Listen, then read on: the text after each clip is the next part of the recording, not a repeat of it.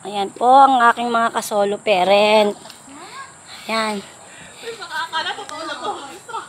Ayan, kasi ho, kailangan namin tanggalin to. Ayan. Nagka-construction worker ba? Nakalive ka ba, te? Hindi ako nagla-live, wala akong load. Video lang yan. Oh. Ayan, oh. Ang gagandang solo parent yan, pero nagbubuhat ng ano, ha. Kayo. Hindi ka na dapat namimili ng trabaho. Ayan, oh. Sipin nyo. Yung mga panlalaki. Ayan, ang luwang ng aming tataniman, oh. Akala nyo. Ayan. Lahat ng nakikita ng mata nyo. Hindi sa amin yan. Ayan. DSWD, pahusahurin nyo kami, ha? Ayan.